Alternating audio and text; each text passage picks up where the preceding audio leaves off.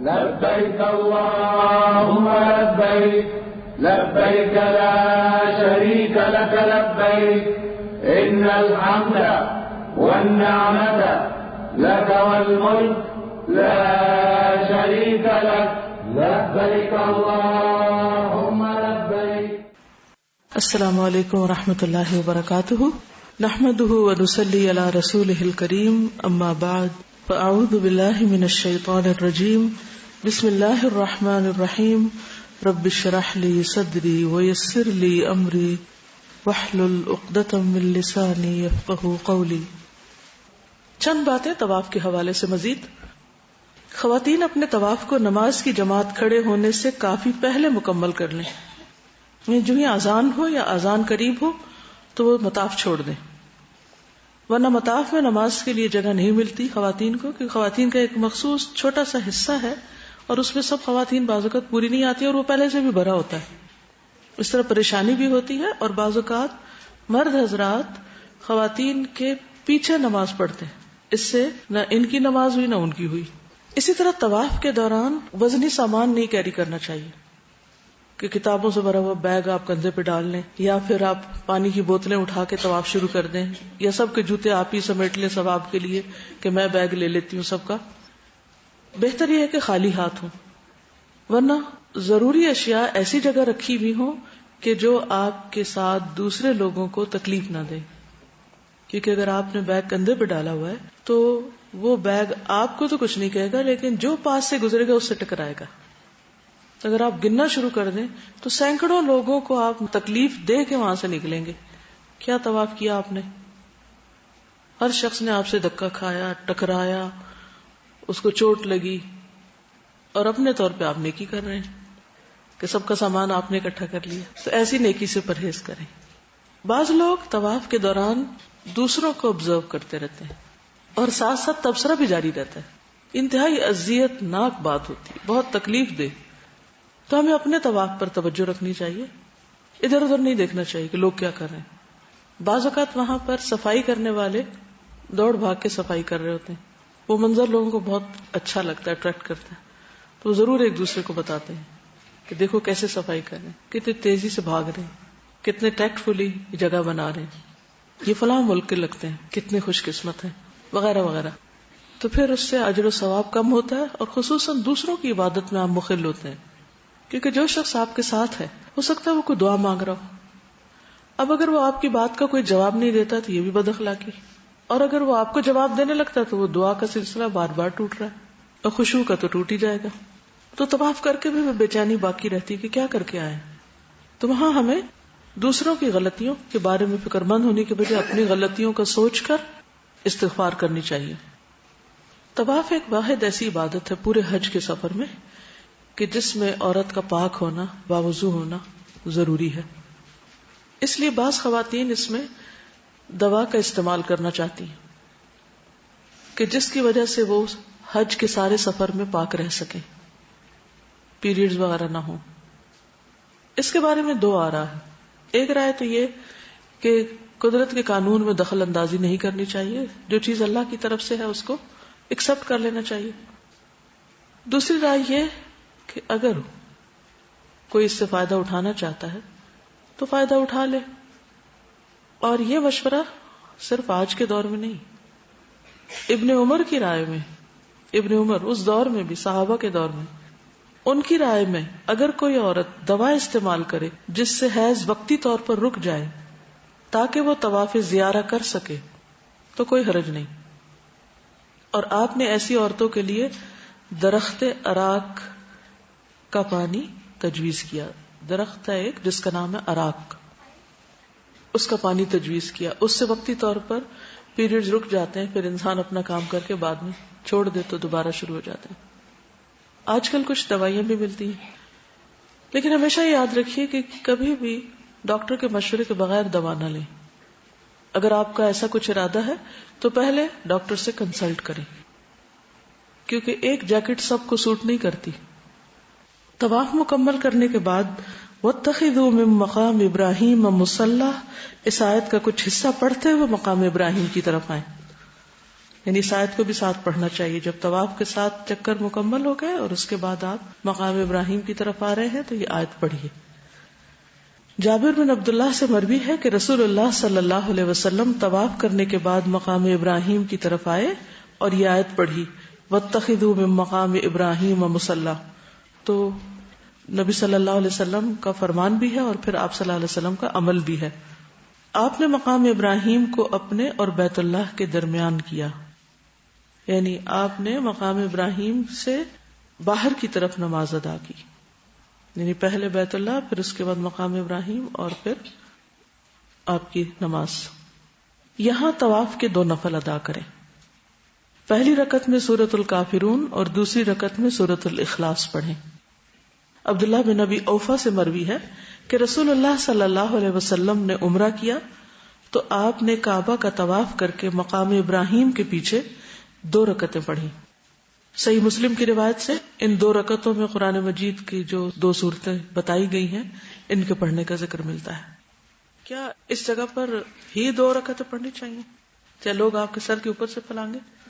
کہاں پڑھ سکتے ہیں؟ اور گھر آ کے، پاکستان واپس آ کے، کہ وہاں بہت رش تھا اس لیے میں گھر آ کے پڑھ رہی ہوں. مسجد الحرام کے اندر ہی کسی بھی جگہ، جہاں بھی جگہ ملے وہاں پڑھ لیں. راستوں میں کھڑے ہو کر لوگوں کے لیے اذیت کا باعث نہ بنے، یعنی چند سیڑھیاں چڑھ کے عورتوں کے حصے میں نماز ادا کریں تاکہ آپ سکون سے نماز پڑھ سکیں، سکون سے دعائیں مانگ سکیں. معاذ بن انس جوہنی رضی اللہ عنہ روایت کرتے ہیں کہ فلاں غزوے میں، یعنی غزوے کا نام نہیں لیا بلکہ فلاں غزوے میں اللہ کے نبی صلی اللہ علیہ وسلم کے ہم رکاب تھا تو لوگوں نے منزلوں پر پڑاؤ کرنے اور خیمے وغیرہ لگانے میں بہت تنگی کا مظاہرہ کیا، بالکل ساتھ ساتھ لگا لیے کہ راستہ بھی نہیں چھوڑا. اب اس بات کو غور سے سنیے کہ لوگوں نے خیمے لگانے میں تنگی کا مظاہرہ کیا اور راستہ نہیں چھوڑا. تو نبی صلی اللہ علیہ وسلم نے اپنا ایک منادی بھیجا، بلند آواز سے پکار کر میسج دینے والا، جس نے لوگوں میں اعلان کیا جو شخص خیمہ لگانے میں تنگی کرے یا راستہ کاٹے تو اس کا جہاد نہیں ہے.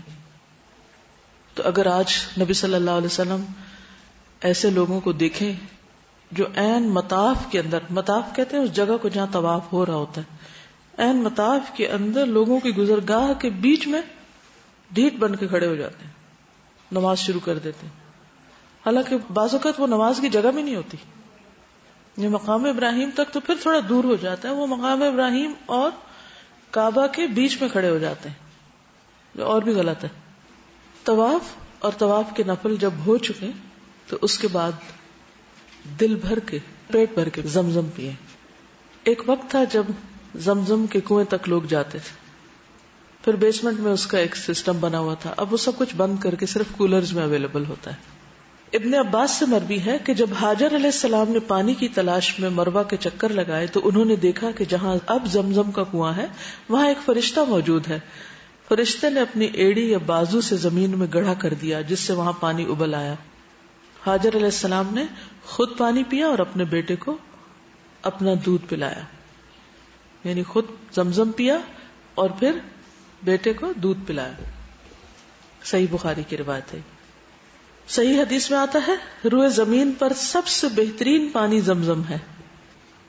صحیح مسلم میں آتا ہے یہ پانی بابرکت ہے اور کھانے والے کا کھانا بھی ہے، یعنی اگر کسی شخص کو کھانا نہ ملے تو وہ صرف زمزم پر جی سکتا ہے. اتنا طاقتور پانی، اتنے منرلز ہیں اس میں، انسان کی ضروریات پوری ہو جاتی ہیں. حضرت ابو ذر کے بارے میں آتا ہے نا کہ وہ کئی دن تک کعبہ کے غلاف کے ساتھ چھپ کر رہے تھے نبی صلی اللہ علیہ وسلم سے جب ملاقات کے لیے آئے تھے، جب انہوں نے اسلام قبول کیا تھا. وہ زمزم پر اکتفا کرتے رہے. ابن القیم کے بارے میں بھی آتا ہے کہ وہ مکہ میں بیمار ہو گئے اور کسی طرح سے انہیں علاج موافق نہیں آ رہا تھا، تو انہوں نے صرف زمزم ہی پینا شروع کر دیا اور اس سے اللہ تعالیٰ نے ان کو صحت یاب کی ہے. زمزم میں نبی صلی اللہ علیہ وسلم کا لعاب بھی شامل ہے.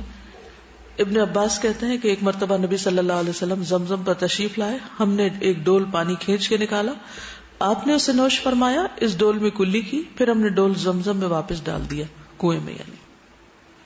عبداللہ بن عباس فرماتے ہیں کہ ہم زمزم کو شبع، سیر کرنے والا یعنی پیٹ بھرنے والا کہتے، اور ہم اپنے اور اہل و عیال کے لیے اس کو بہترین معاون پاتے، خود بھی پیتے گھر والوں کو بھی پلاتے۔ بیماریوں سے شفا بھی ہے۔ نبی صلی اللہ علیہ وسلم نے فرمایا روئے زمین پر سب سے بہترین پانی زمزم ہے، یہ کھانے کا کھانا ہے اور بیماری سے شفا ہے، تو شفا کی نیت سے بھی اس کو پینا چاہیے۔ بخار کا علاج بھی ہے۔ فرمایا بخار جہنم کی گرمی کے اثر سے ہوتا ہے، اس لیے اسے زمزم سے ٹھنڈا کیا کرو۔ تو نیکسٹ ٹائم کسی کو بخار ہو تو زمزم اگر گھر میں ہو تو اس کی اسپرنکل کریں یا پھر اس کی پٹیاں گیلی کر کے، اور زیادہ ہو تو نہا بھی لیں۔ زمزم پینے سے پہلے دعا مانگے۔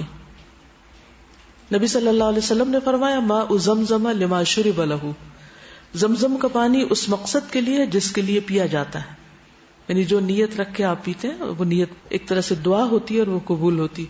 خطیب بغدادی کے بارے میں آتا ہے کہ انہوں نے 3 دعائیں مانگی تھی اور تینوں قبول ہوئی۔ تاریخ بغداد لکھنے کی کہ جیسی کسی اور نے نہ لکھی ہو، جامع بغداد میں پڑھانے کی، اور بشر حافی کے پہلو میں دفن ہونے کی۔ تو کہتے ہیں کہ ان کی تینوں دعائیں پوری ہو گئی تھی۔ وہاں ہر مقام یہ قبولیت کا مقام ہے ایک طرح سے۔ زمزم کھڑے ہو کر پئیں۔ عبداللہ بن عباس کہتے ہیں میں نے رسول اللہ صلی اللہ علیہ وسلم کو زمزم کا پانی پلایا، آپ نے کھڑے ہو کر پانی پیا، لیکن اگر کوئی بیٹھ کر پی رہا ہے تو اس کی ممانعت نہیں ہے۔ پانی پینے کے علاوہ سر پر بھی بہائیں۔ جابر کہتے ہیں نبی صلی اللہ علیہ وسلم طواف کے بعد زمزم کے کنویں پہ گئے، اس کا پانی پیا اور سر مبارک پر بھی ڈالا، غصہ وغیرہ کم ہو جاتا۔ پھر زمزم سے وضو کرنا، بعض لوگوں کا خیال ہوتا ہے نا پاک پانی یا مبارک پانی تو اس کی توہین نہ ہو اگر ہم اس سے وضو کریں یا نہائیں تو۔ جابر بیان کرتے ہیں کہ نبی صلی اللہ علیہ وسلم نے ڈول میں زمزم منگوایا، آپ نے اس میں سے پیا اور وضو کیا۔ دوسروں کو زمزم پلانا، رسول اللہ صلی اللہ علیہ وسلم بنو عبد المطلب کے پاس آئے، وہ لوگ چاہے زمزم یعنی چاہ کا مطلب ہے کنواں، زمزم کے کنویں پر پانی پلا رہے تھے۔ آپ نے فرمایا اے بنی عبد المطلب پانی نکالو، اگر یہ اندیشہ نہ ہوتا کہ لوگ تمہارے اس پانی پلانے میں تم پر غالب آ جائیں گے تو میں بھی تمہارے ساتھ پانی نکالتا۔ تو انہوں نے نبی صلی اللہ علیہ وسلم کو ایک ڈول دیا اور آپ نے اس سے پانی نوش فرمایا، خود نہیں پلایا۔ کیوں؟ پھر ہر شخص کیا چاہتا کہ آپ کے ہاتھ سے پیے۔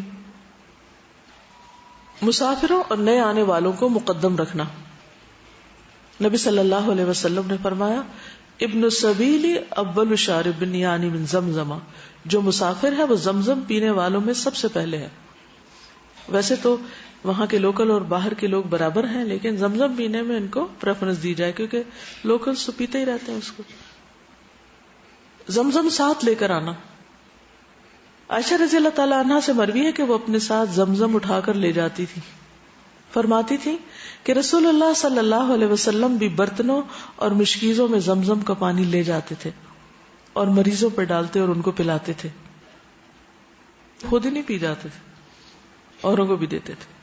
سلسلہ صحیح ہے۔ زمزم کا تحفہ منگوانا، کسی سے فرمائش بھی کر سکتے ہیں۔ ابو زبیر کہتے ہیں کہ ہم جابر کے پاس باتیں کر رہے تھے تو عصر کی نماز کا وقت آ گیا، انہوں نے ہمیں ایک ہی کپڑے میں نماز پڑھائی جو انہوں نے گردن کے پیچھے باندھا ہوا تھا اور ان کی چادر پاس ہی پڑی تھی۔ پھر ان کے پاس زمزم کے پانی میں سے پانی لایا گیا، انہوں نے اسے 2 بار پیا۔ لوگوں نے پوچھا یہ کیا ہے؟ انہوں نے کہا زمزم۔ اس کے بارے میں رسول اللہ صلی اللہ علیہ وسلم نے فرمایا زمزم کا پانی جس مقصد کے لیے پیا جاتا ہے وہ وہی مقصد پورا کرتا ہے۔ پھر آپ نے فتح مکہ سے قبل جب آپ مدینہ میں تھے سہیل بن عمر کی طرف پیغام بھیجا کہ ہمیں زمزم کے پانی کا تحفہ ضرور بھیجیں، تو اس نے 2 مشکیں آپ کی طرف بھجوائیں۔ سہیل بن عمر اگرچہ مسلمان نہیں تھا اس وقت۔ کعبہ کے دروازے اور حجر اسود کے درمیان کا حصہ ملتزم ہے۔ ملتزم کا روٹ کیا ہے؟ لازمہ، لام زائی میم، لازم ہونا، چمٹنا۔ زمزم پینے کے بعد ممکن ہو تو ملتزم سے چمٹ کر دعا مانگے، خواتین کو اس کی اجازت نہیں ہوتی وہاں۔ ابن عباس فرماتے ہیں حجر اسود اور دروازے کے درمیان ملتزم ہے۔ ابن عمر यानी अब्दुल्लाह बिन अमर बयान करते हैं कि नबी सल्लल्लाहु अलैहि वसल्लम दौरान तवाफ अपना सीना, अपना चेहरा, दोनों बाजू, दोनों हथेलियां रुकन और दरवाजे के दरमियान रखते थे। रुकन यानी हजर अस्वद, और जो दरवाजा है उसके दरमियान यानी नीचे साथ चिमटते थे, इसीलिए उसका नाम भी मुल्तज़म। मुजाहिद कहते हैं कि मैं इब्न अब्बास के पास आया, वो हजर अस्वद और दरवाजे के दरमियान तावुज़ पढ़ रहे थे। तावुज़ का क्या मतलब है? सिर्फ यही होता है तावुज़। जितने भी तावुज़ात हैं, तावुज़ात का मतलब है अल्लाह ताला की पनाह लेना शैतान मरदूद से या मुख्तलिफ और तरह के शर से, तो वहां ये दुआएं पढ़ी जा सकती। एक और चीज ये है कि बैतुल्लाह को देखकर अगर कोई चाहे कि अपने हाथ बुलंद करे तो ऐसा करना इब्न अब्बास से साबित है। तवाफ के दौरान अगर कोई कर रहा है या वैसे तो किए जा सकते। चलिए अब इजाजत। सुब्हानक अल्लाहुम्मा व बिहम्दिका अशहदु अल्ला इलाहा इल्ला अंता अस्तगफिरुका व अतूबु इलैक। अस्सलामु अलैकुम व रहमतुल्लाहि व बरकातुहू।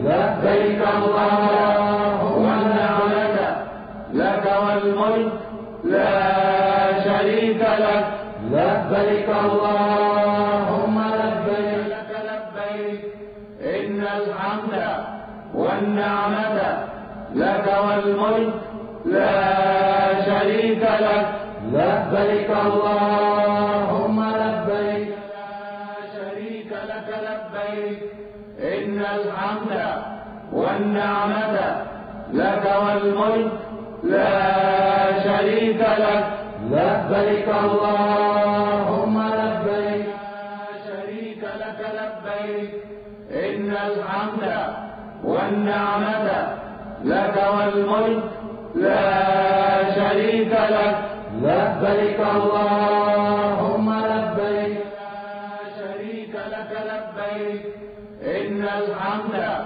والنعمة لك والملك لا شريك لك لبيك اللهم لبيك والنعمة لك والملك لا شريك لك لبيك اللهم لبيك لك لبيك إن الحمد والنعمة لك والملك لا شريك لك لبيك اللهم لبيك إن الحمد والنعمة لك والملك لا شريك لك لبيك اللهم لبيك